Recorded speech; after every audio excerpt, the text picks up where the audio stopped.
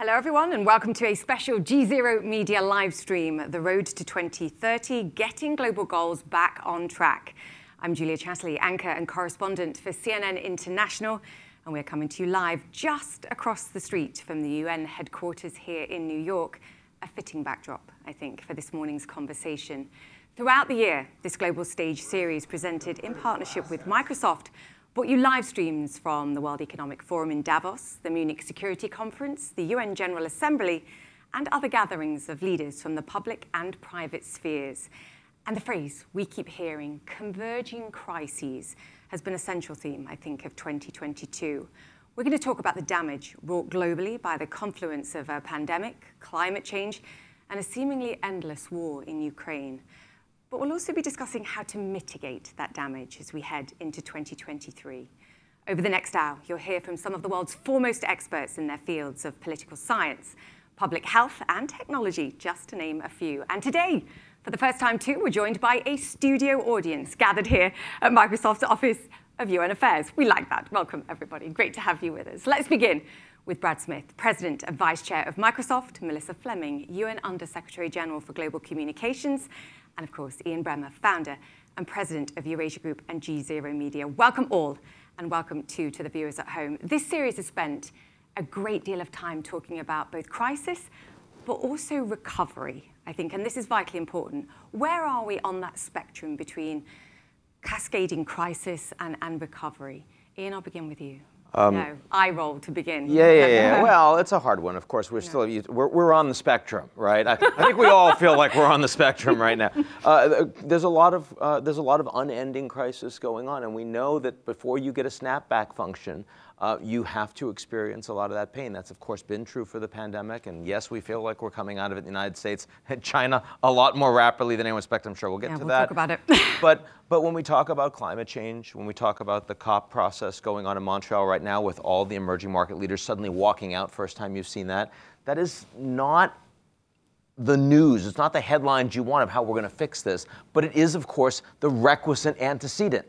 You don't get there until tempers become great enough that people recognize you need to actually fix something. You need to take it seriously. That's where we are right now. Yeah, the crisis there's anger, there's stress, but the crisis is becoming big enough that we're taking it seriously. So there is hope at the end of this tunnel. We'll talk about the hope too. Brad, your perspective here. Well, I think it is really the series of crises, Julia, that is the biggest challenge.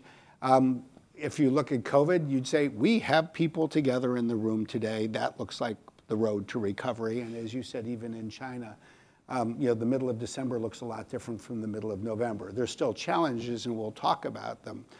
If that had been the only crisis, we'd probably be feeling better about this decade.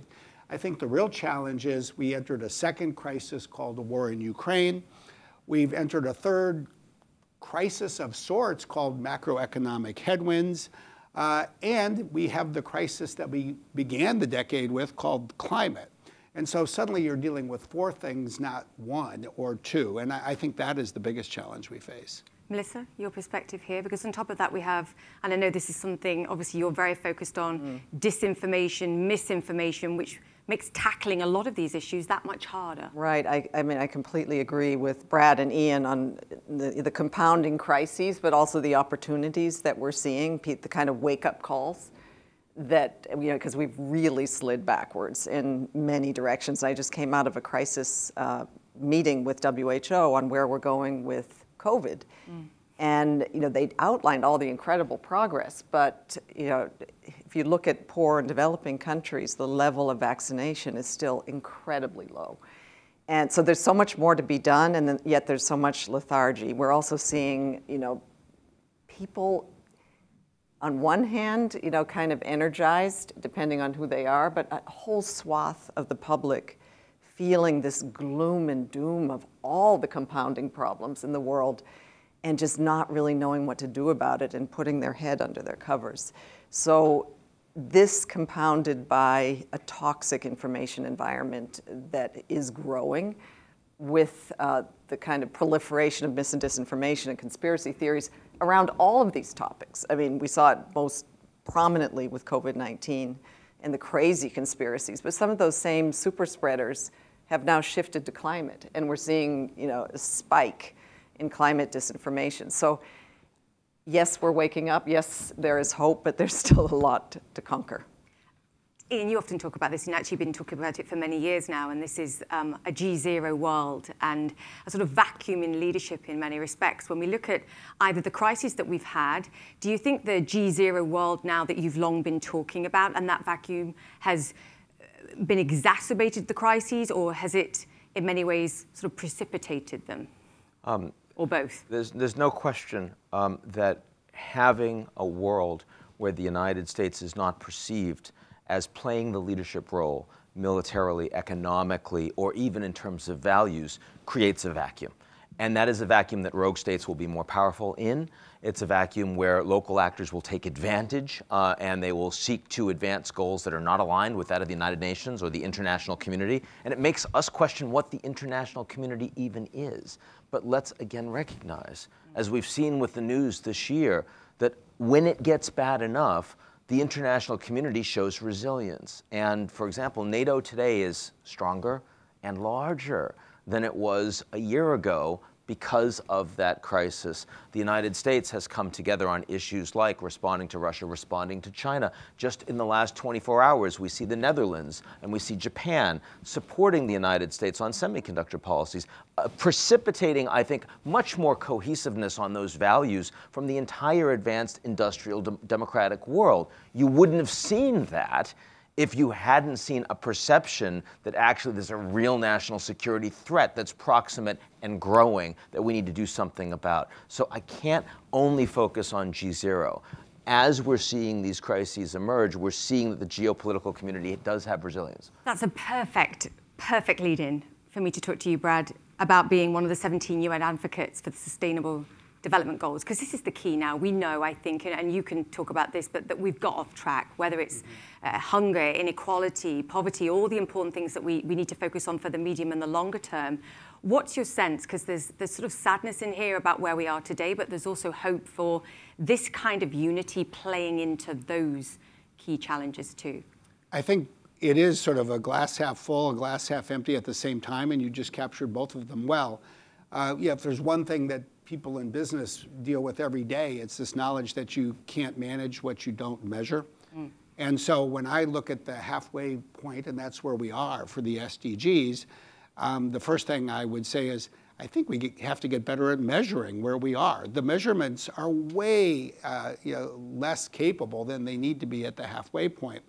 A lot of the data that the United Nations has is not because of the fault of the United Nations, but frankly, the slow pace of governments. It's 2 or 3, or in some cases 5 years old. It's one of these cases where there's probably too many metrics. There's more than 200 in some, by the way you can count it. If we really want to bring the world together to understand what we need to do, I think we need to sort of regroup around that and then have a real conversation. What is achievable between 2023 and 2030? And not just talk about these 17 goals all put together. A sustainability data and skills gap. You've written about it. We shall get to it, I promise. But ahead of this live stream, let's talk about that measurement. G0 surveyed social media followers on some of the themes that we're discussing. Here's the first question. As 2023 approaches, I am more optimistic about the future. Do you agree? Do you disagree? Or are you unsure? Let me give you a look now at how our respondents viewed the world. 37% agree. I'm adding up the maths quickly there. 63% of people either disagree or unsure about whether they are optimistic about the future. Quick comment on this. We'll expand. Ian? I don't think that's depends on the day you ask me, or the part right? of the world. I mean, geez, yesterday you see the fusion announcement, you get really excited, yes, right? And then today you see like the Russians responding to the Patriot missile system, and you go, ooh, that could be really rough. I mean, there's too much for people to process to answer that question easily. I know. Audience, very quickly, participation here required. Hands up if you're optimistic about 2023 and the future. This is a very optimistic room. A few nervous-looking faces there. Actually, Ian provided the kicking off point. There are clearly many factors influencing how people feel about the world and the future right now.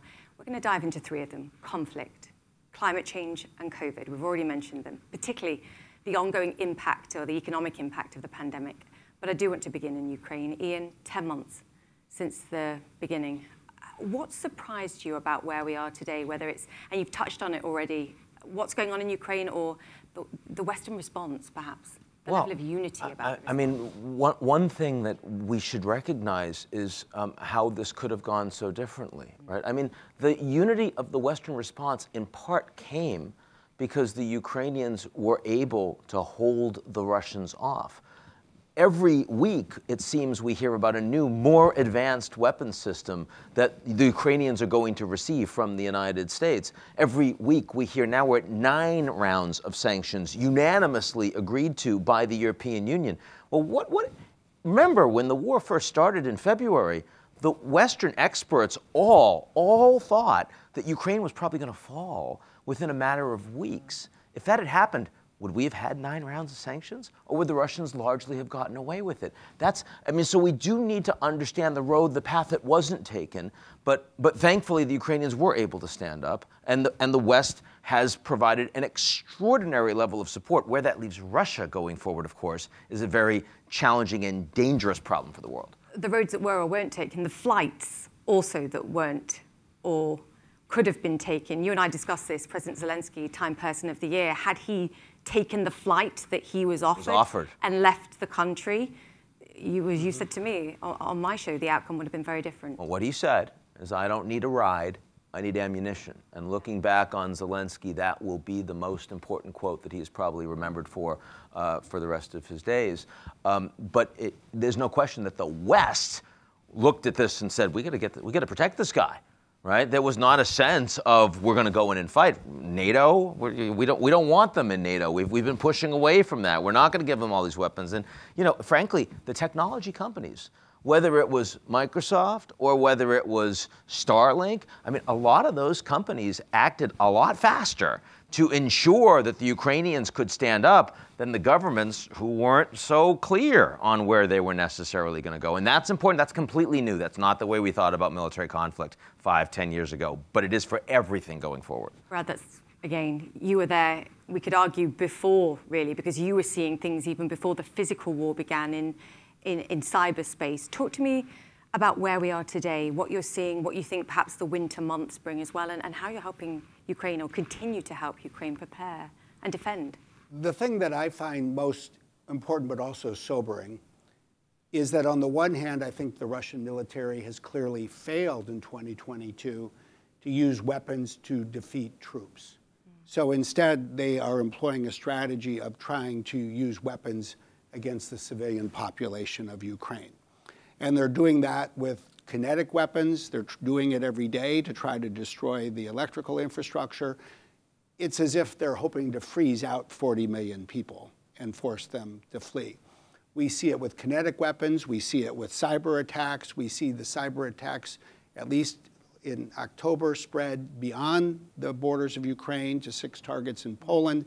Yeah, I do think that the defensive technologies have held at the battlefield. They've held in cyberspace. That's in part because we and lots of others have done so much. We've provided as a company $423 million of technology aid.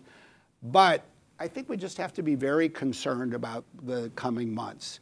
What it will mean if the Russians continue to try to, say, freeze the population, force the population to flee, use the flight of people to try to create more unrest in, say, neighboring countries, and use their cyber influence operations to undermine public support, which I think is the clear Russian aim at this point, whether you're talking about Poland, Germany, the United States, or elsewhere. So this war is far from over. And the thing that I think we should all worry about the most is this is the opposite of what the world said it wanted for the future in 1949. What they said when they came together for the 4th Geneva Convention is military force should fight military force and protect civilians. And now we have a war that's the opposite. It is the military against civilians. Melissa, very quickly, because I can see you nodding, the informational war as well. We can argue a third war here in terms of sentiment and trying to break public spirit, I think, which goes to everything that Brad was just saying there too, whether it's physical, cyber, or otherwise. Absolutely. I mean, on the physical side, I fully agree. The civilians are suffering enormously. Having no power and freezing in a Ukrainian winter is beyond imagination. It goes against all the rules of war. And, you know, the UN itself, our humanitarians are spanning out, you know, delivering generators and blankets and, you know, solar lamps, just some ability for people to survive this winter. But it's really, really distressing to see. On the other hand, we're seeing incredible resilience, and in information brilliance on the part of the Ukrainian government and just keeping people going, keeping their morale alive. At the same time, we are experiencing this information war that you described. It is a huge component of this war in Ukraine. It also complicates the end game too. I just want to play you a piece of a conversation that we had during the UN General Assembly this fall when we were gathering to talk about many of these same issues. I actually asked the former Croatian President Kolinda Grabar-Kitarović what she thought would be Putin's endgame. And it goes to what Ian was saying about the Russian perspective here. Here's what she had to say. Ukraine cannot concede any of the territories. However, Putin and the current Russian leadership will not just pull away. So what I am afraid we are going to see is a continuation of the fighting. The best thing that we can hope for is some kind of a ceasefire and then give time for peace negotiations. But I don't think that he'll back away from his ambitions to take over Ukraine. Ian, very quickly here, I think perhaps the danger is, and you and I again have discussed this, is that Putin perhaps comes forward and says, look, here are my ceasefire terms. Ukraine says, no, I'm not accepting them. And suddenly there's a pressure from elsewhere in the world for Ukraine to accept something simply to end the war, the spillover effects, and somehow bring this to an end. Europeans have been very strong on this and united with the United States. There was concern in some circles in the White House that Macron, for example, might be squishy if there was an announcement of such a ceasefire or a truce, that, you know, maybe the Italians, the new Italian government. So far, we've seen none of that. Where we see challenges are with the developing world because of the hypocrisy that they perceive, somewhat rightly, from the West in response to Ukraine compared to other crises in their neighborhoods around the world. We don't have the Chinese with us on this. We don't have the Indians with us on this or other developing countries. That is something that you're going to see on climate, on the pandemic, but it's playing out in Russia and Ukraine right now. And there are other conflicts in the world, and I want to go to that now. While the world's attention has been on Ukraine, that region is sadly just one of several torn by conflict in recent years, and we have to remember this. Our next guest is an activist from South Africa who focuses on helping children raised in violence and in poverty. Regina Mayman is a youth advocate for the Forest Whitaker Peace and Development Initiative. Khadija, welcome. I think we're all aware of the devastating impact on both education, the increased exposure to violence at home, hunger, poverty too of the world's children, particularly in the last 3 years, I think. Talk to us about the children in your community. Where is the need most urgent? And welcome. Thank you so much, and thank you for having me. I would say that the need specifically to my community would be support for the mental impact or the impact that the violence has on the mental health of young people in my community. And there is just not enough support in that regard. And I think that sets them up for so many issues, other issues down the line, because now you are dealing with a community filled with young people who are angry because they are not receiving enough support for their mental health issues. You're a youth peacemaker. What does that mean? Because that has provided you some level of training. You have personal experience of what it's like to be a young person in these kind of situations. What are you doing on a daily basis to try and make an impact? And I guess what would your message be to those that perhaps could help, whether it's policymakers, whether it's private companies? What do you want us to understand, and how can others help? So I, as a youth peacemaker for the Whitaker Peace and Development Initiative, I work in various communities across Cape Town in an area that we refer to as the Cape Flats. And my role is to educate young people on the importance of peace, educating them on the values of peace, which is sometimes a concept that is unknown to many young people in our areas. So that is what my focus is.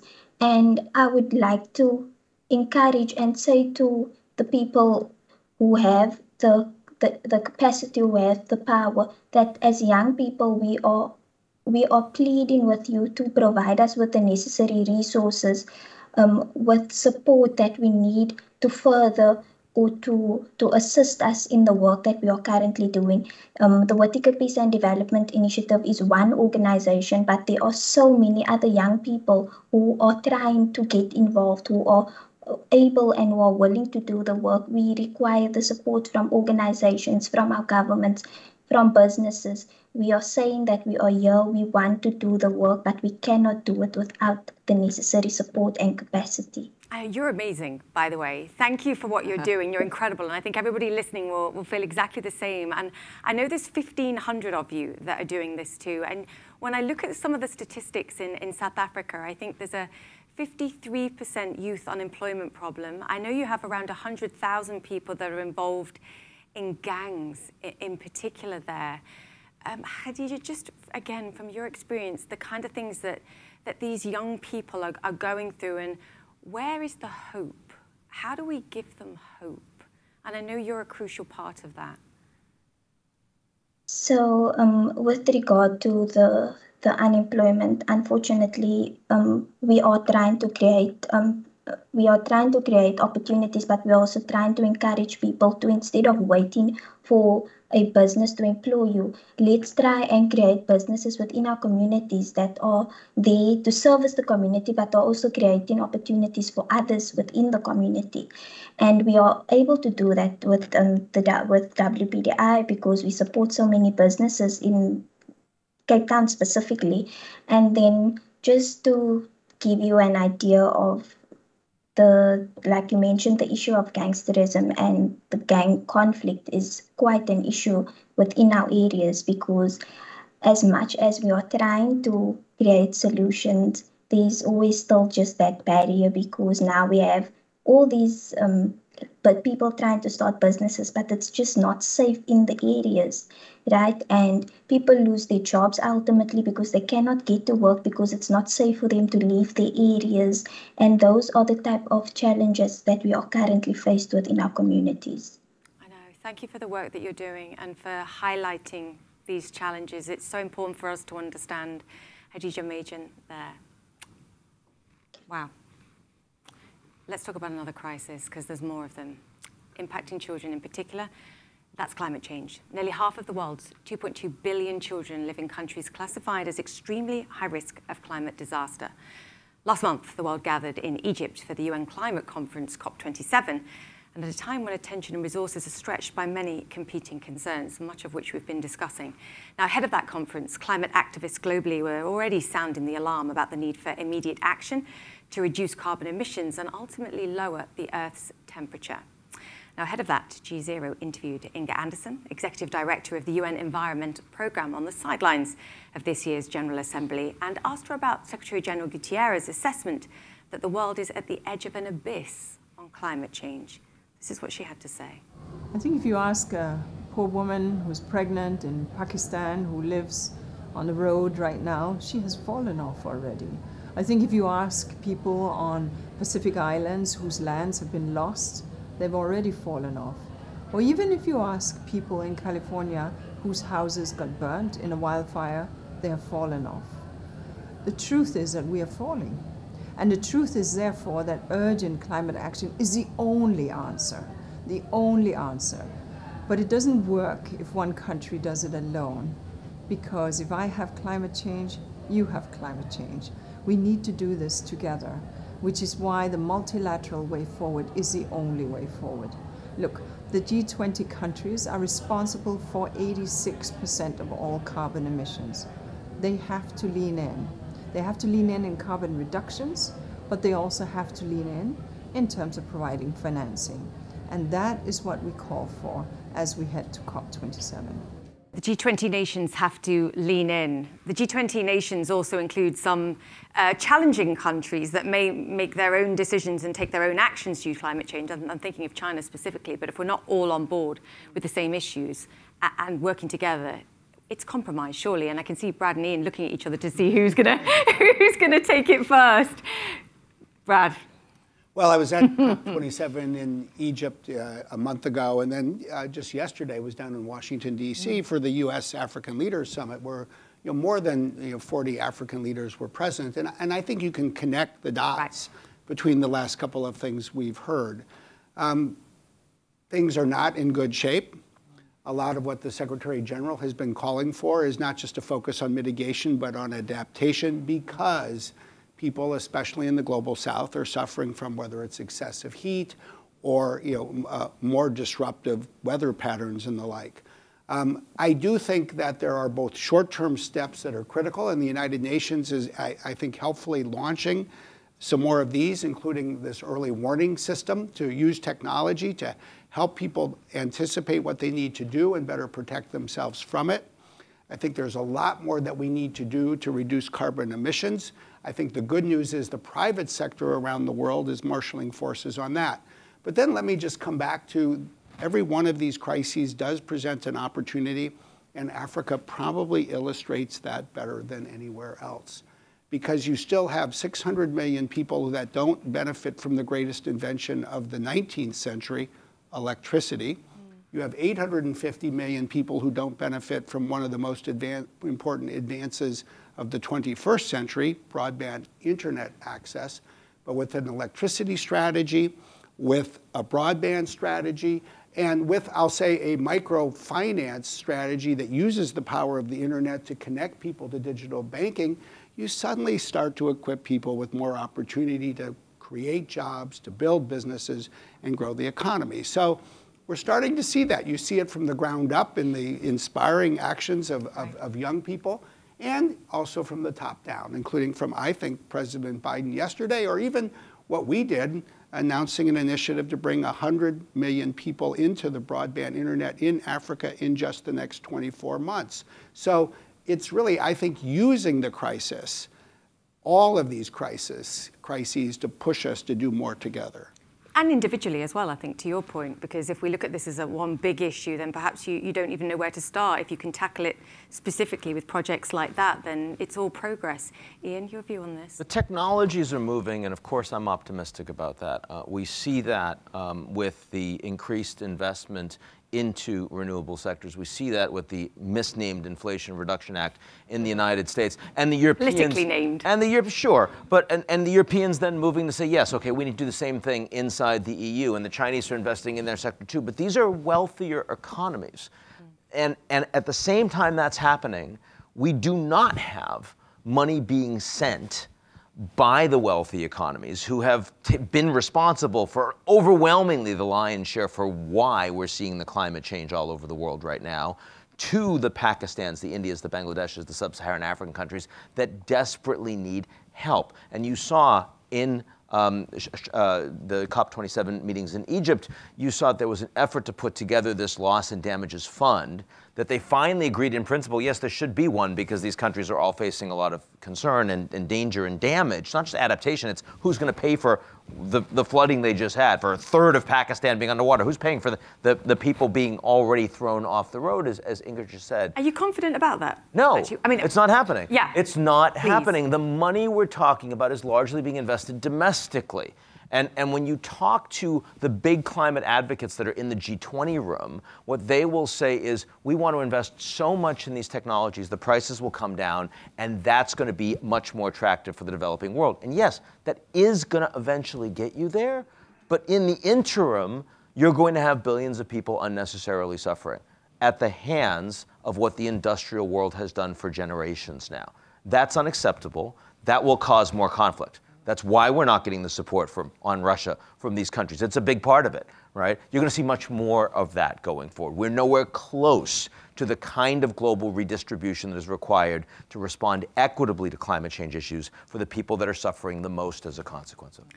Let's get a different perspective here. I want to introduce Hindu Ibrahim, who is the co-chair of the International Indigenous Peoples Forum on Climate Change. She's also one of the 17 advocates for the UN's Sustainable Development Goals, alongside Brad Smith, of course, too. Welcome to the show. You're an expert in climate migration. Just give us a sense of the scale of the challenges today, whether it's in your own country, Chad, or around the world. Yeah, thank you very much for taking me in these discussions. I'm calling you actually from Montreal now, where the biodiversity negotiation is working.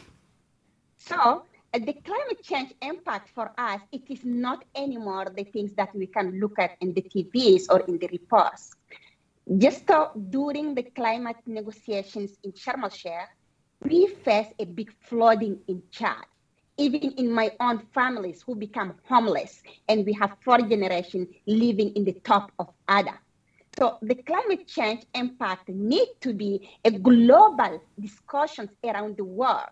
And I agree there is a big gap between what is deciding in the global north and the global south in order to understand and to respond very quickly. People do not listen. When we tell them we are in the urgency of the climate change, they just think they are very far from it. But they are not far from it. When you have hundreds and hundreds of young people from Africa who just jumping in the sea to go to Europe, they are not going for the economic reason as the past years. They are going because climate is impacting their communities. They are increasing poverty, and food insecurity become a big issue. So they have to look for the alternatives. You know, it's fascinating, and I couldn't agree more with you. I just don't think we understand the numbers that we're talking about or the importance of specific parts of the world that contribute to this. I mean, you wrote a brilliant op-ed, and I recommend everybody reads it in Project Syndicate, and it's very sort of basic level. You ask for more financial support and secure land rights for Indigenous peoples all over the world. And I think we're really just starting to understand the importance of this. The stewardship of the land, the biodiversity that's contained within it, the statistic that sort of blows my mind away, 80% of global diversity found in indigenous lands. Just explain that biodiversity, not diversity, biodiversity is contained within these lands. The importance of your stewardship, that stewardship is vital for tackling climate change. Indigenous peoples are the guardians of the ecosystems. We live in a very rich and protected areas around the world ever. Not protected areas as governments are doing it, but protected by our ancestors that we have the legacy to continue these protections. From the oceans, where you have indigenous peoples around all the Pacifics and Caribbeans, to all the tropical forests in Amazon, Congo Basin, or Indonesia, to all the mountains from the Siberias, you can pass also to all the Asia, and to the glaciers, you can find indigenous peoples are in a very rich areas. That's what make us the guardian of the ecosystem, and that's what make we are protecting 80% of the remaining biodiversity around the world. So we cannot sustain and protect this biodiversity if we do not recognize and respect the rights of indigenous peoples to their land tenure. And that leads us to immediately, we cannot talk about those without having a direct access finance. Let me tell you how.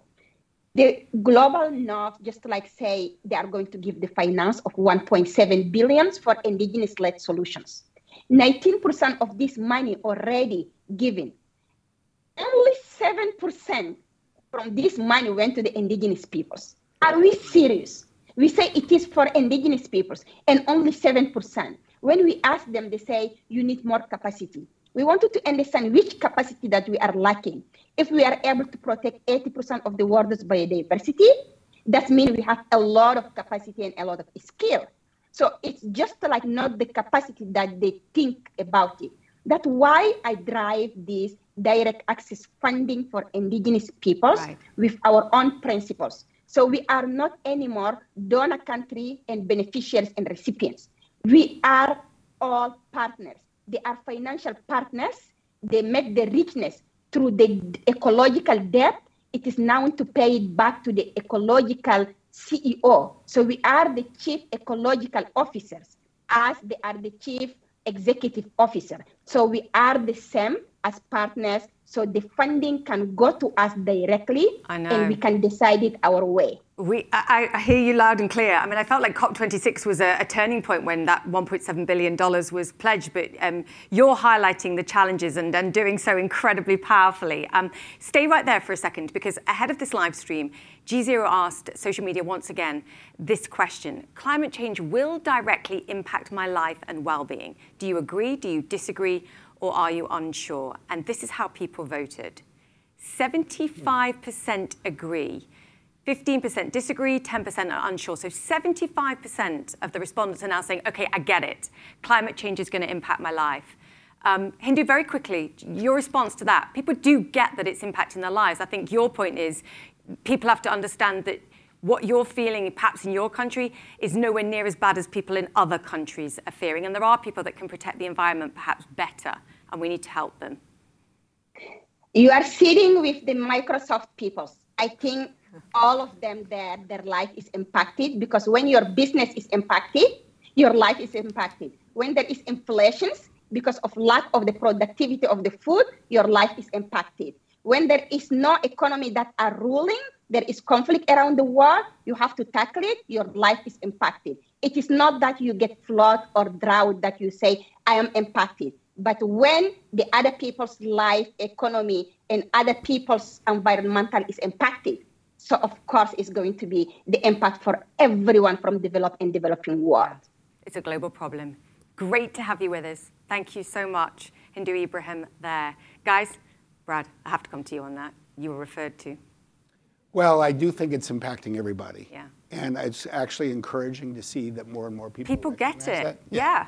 The other point that I think was really important is, I think including at places like the UN General Assembly, it's really good to go from a conversation that still is important, is the North providing enough money to the South? The answer is clearly no.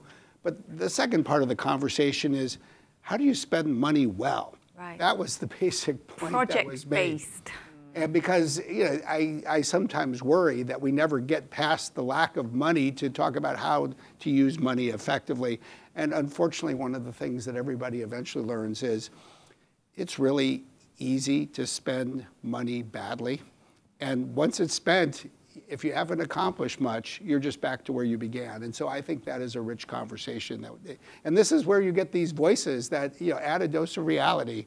That's one of the things that's great about the SDG advocates, in my view. Yeah, Ian? Reality, yes. And the language that we use reflects our worldview. We talk about donor countries, and yet the donor countries for biodiversity are not the advanced industrial economies. They're Chad, they're developing world. The donor economies for resources around the world have been the poorest countries. They're the developing countries. The West has been the extractive economies.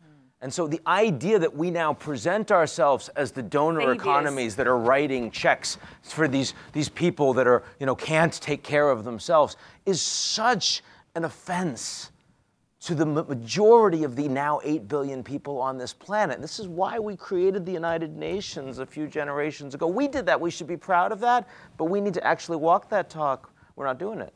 And we can't, if you're not using the right language, it allows you to lie to yourself. It allows you to believe that what you're doing is more than enough, right? And I feel the frustration coming through. This is such an important point as we move forward as well. We can't go back to where we were pre-pandemic or pre-explosion of a fuel or a finance crisis that we're experiencing at this moment. We have to do better, I think, when we go back to getting on track with some of these SDG targets. We can't go back to the same world. We have to try and improve it. How? Melissa, very quickly here. How? Yeah, well, certainly I think we pointed to, on the climate front, the world really cares now. There was a recent Pew poll that came to the exact same conclusion. What are you worried about most? The vast majority said climate, and this was not the result of their poll the year before. I might add that their second biggest concern was mis and disinformation. Yeah. And since this is kind of an area that I'm passionate about, we're seeing a disturbing spike in disinformation around climate change. And in the past years, it's been around kind of distorting and deflecting from the problem. It's returned now to the complete denial narrative. Trending on Twitter the other day was the hashtag climate hoax. Now that might have to do with the fact that they fired all of the curators, but we'll come back to that. We come back to that, but frankly, if we have an information environment where the science is being distorted or denied, we're also in trouble. It's one aspect that we need to work on, and so we need the voices out there, and we at the UN are trying to promote voices, because people listen to people are worried and concerned, and yet there's a concerted effort, and we have evidence that it's also being driven by advertising investments from fossil fuel companies. And that is, we just cannot tolerate that. PR companies that are greenwashing, we need people to be informed, and we need the voices to be out there. I wanted to move on and talk about the pandemic, but you've mentioned it now, so I have to go there. That's the professional responsibility of going completely rogue on a show. I apologise. Twitter, and what we're seeing going on at Twitter. Ian's eyebrows just raised there briefly as well. To your point, and I know now you're working with Google to try and bump up UN data and facts on climate because you're so concerned about misinformation. It's sort of a separate point to what we're seeing with Twitter, but just in terms of getting back on track with SDG goals, trying to cut through noise, hate, disinformation, misinformation. Ian, is that complicating it? Of course it's complicating it. Yeah. The United States has become the most important exporter of tools that destroy democracy. It's not intentional, but it's real. And it's not regulated. It's a sovereign space on these platforms. They're monopoly spaces. You're allowing children to get addicted. The A/B testing that's happening on Twitter and on these social media platforms are not meant to see what's better for the community society. They're meant to see what is more addictive for the product, which are the people that make up these democracies. As long as that is a principal way that people get information, we will see hashtags like climate hoax continuing to trend. That is in no one's interest other than the shareholders of these companies. No one. But because we live in a society where what drives capitalism is frequently the unfettered interests of those shareholders, government has to step in, and citizens have to step in. There's no choice. Are we seeing that today?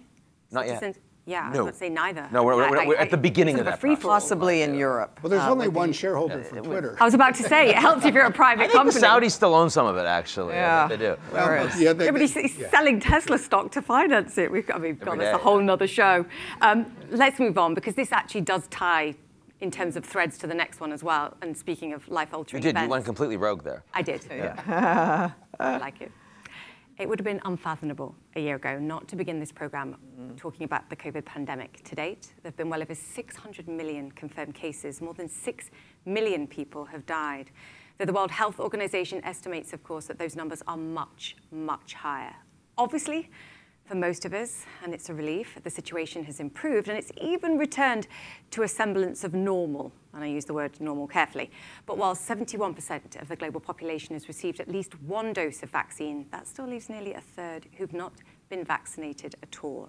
What does that mean for the future of the pandemic and for the economic recovery that many developing nations still desperately need? Is the pandemic over? President Biden said the pandemic is over. Ian. Corrected himself. Yeah, he corrected himself. He did. That's right, and that's right. our lead comms advisor. Very quickly, they walk things back in this White House. That happens, yes. And it's better than if Once they don't. Or twice. It's better than if they don't walk it back, frankly. But look, we're all in this room. We're almost all unmasked. It certainly feels like life has gotten back to normal, and yet I think over the last week we still had 500 people a day on average dying of COVID in the United States. But in the United States, certainly it feels like whatever the new normal is going to be, we're pretty close to it. We all know that the Chinese, 1.4 billion people, have literally just ripped everything off of 2 years of COVID policy. And they didn't do it with much of a plan. They did it because of a quick response to people getting angry. Now that's, on the one hand, that's very inspiring for a dictatorship, that the people can have that kind of impact. On the other hand, the level of people getting sick and dying that don't have adequate vaccines or haven't been vaccinated recently, and there's no natural immunity going on in China right now because no one's actually gotten COVID over the past 3 years, very dangerous. So what we're going to see over the next few weeks, I think, is indeed, it's historic, but it's deeply problematic. Without the level of vaccines, without the healthcare infrastructure support, do you think they reverse this? Because the public response then could be perhaps even worse than we saw in the run-up I don't to think they reverse it, because Xi Jinping has now made that decision and he's out there making it. But and they're going to certainly try to get vaccines into arms as fast as possible among the over 80 population. They're going to try to roll out Chinese mRNA, which is being tested in Indonesia right now, as fast as possible. They are building out hospitals. They are building out ICU units. The Chinese government, when they put their mind to it, can build very fast, but they've been ignoring this for 2 years. So the fact, it's how fast they've suddenly shifted. No one in this room, no one on this panel, no one in this room a month ago would have believed that China would be in the position that they are presently now in. It's stunning. And you can only do that in an authoritarian state with that kind of control. But what kind of numbers are we talking about, very quickly, and then I'll get somebody else's perspective of how many people have COVID in the next, it will be the largest, I think it's going to be the largest COVID outbreak in the history of since it started 3 years ago. And the question is purely how many people are going to die. And the numbers, anywhere from a few 100,000 to a few million, how many the Chinese government say have actually died from COVID. Well, you remember what they didn't say in Wuhan in the first few months. Trust but verify, Chinese data is problematic. Brad, it's been a challenging few years. The role of technology vital, whether it's, we were talking about there, vaccines, what we've seen in terms of giving people access to be able to work from home, the supply chain challenges, the role that data actually has played in relieving some of those, even in desperately challenging situations. What do you think we've learned, and what do you think we can do better? Well, in a way, what I would say is when you think about the role of technology, whether it's for good or bad, it does sort of fall into three parts. You've got to invent a technology, you've got to distribute the technology, and then you have to have people use the technology. So, think about vaccines. We invented technology on a planetary basis, and especially with a few companies, at an extraordinary rate. The distribution has been uneven. Certainly you have countries in the global south that don't yet have access to vaccines as plentifully as, say, in the global north, and then you have a very unique situation in China. And then, by the way, you have to get people to use the vaccines. Right. And what you see is that 71% of the people in the world have had one dose, but we're here in New York where most people have been asked to take 4. And so you always have this gap, and that's where education or information or disinformation comes in, and you have to combat that as well. Now, the flip side of all of this is when you have technology that is clearly used at times intentionally to undermine the progress. And we've certainly seen that from a country like Russia on vaccines. I think the most interesting thing about Russia's steady flow of information on vaccines is it's in 23 languages. And in every language except Russian, they're saying, do not take a vaccine. But if you read Russian, they will tell you, please go get a vaccine. And so we have to combat that as well. And it's criminal behavior. Yeah, it gets to this usage point. You've got to persuade people even when you get the opportunity to them. We've got a graphic, actually. If you guys are able to bring that up, I think we should show that, which shows the level of vaccination across the world. I just want to show you this.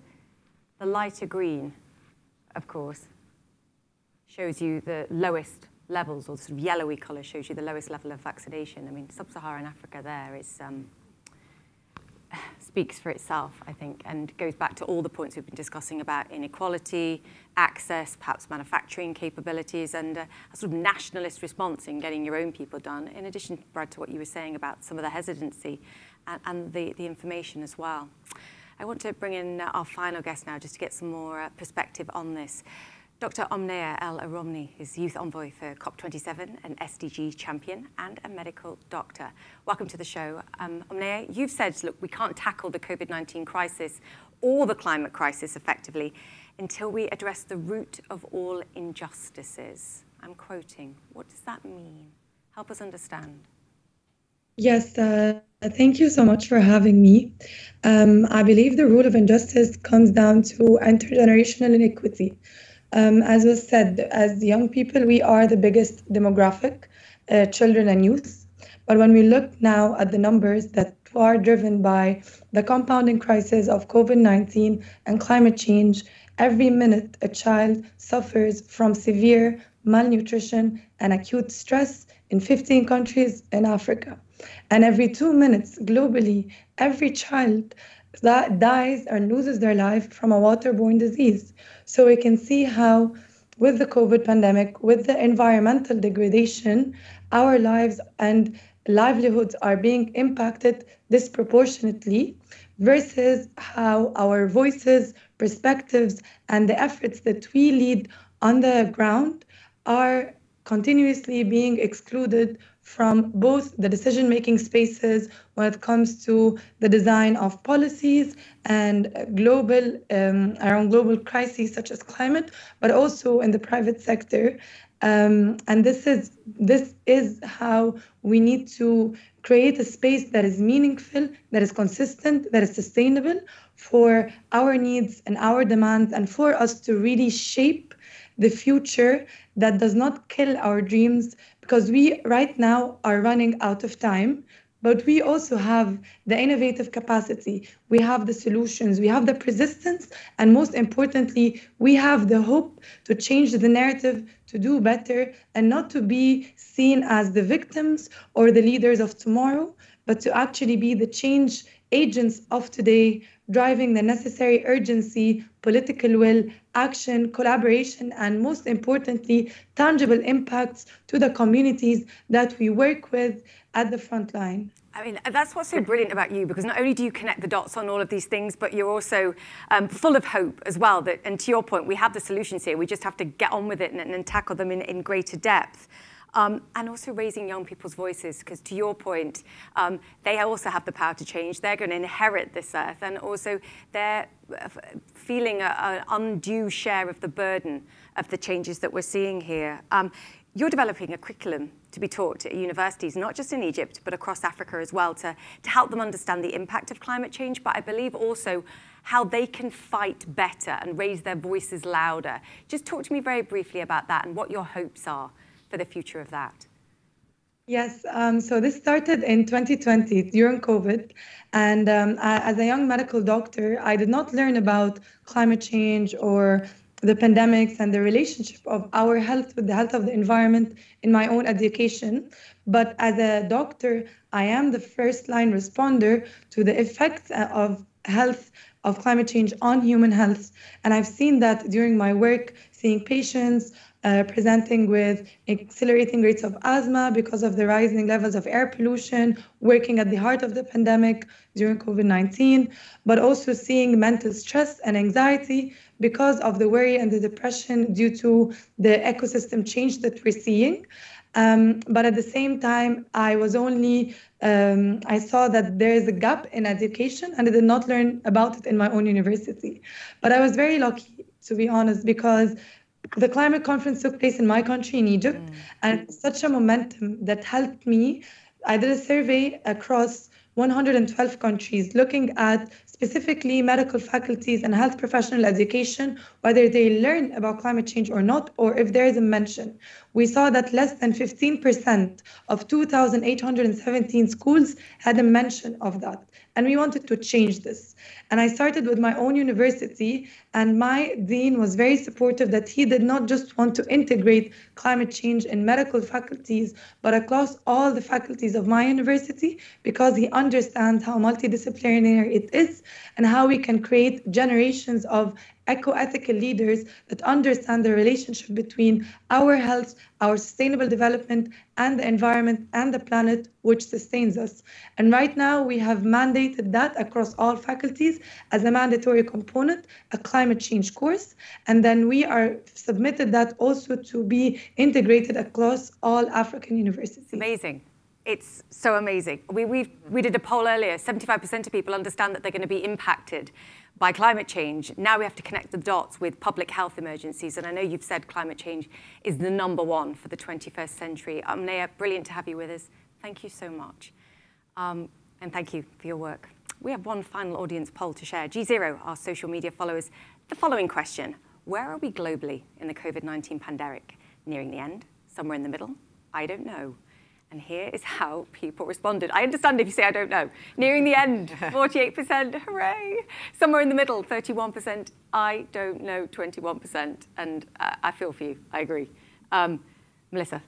briefly on this one, please. Yes, no, I think people want to be at the end of the COVID-19 pandemic, and yet, you know, you open the newspapers and see it's still with us and thriving. But it's all about protecting the population with vaccines and getting back to delivering more vaccines to the people who haven't yet even received a single dose, and that is mostly in the poor and developing countries. And you know, WHO is working really hard to push up the vaccine equity. But again, it's linked to all the inequalities in the world. And I think just my last point is, and this is the United Nations communication strategy, it is not just to deliver the gloom and doom news about the state of our world, which we could do every day and all day, because all of the data of human suffering and of climate change and of COVID deaths is terrible, but to offer hope through solutions.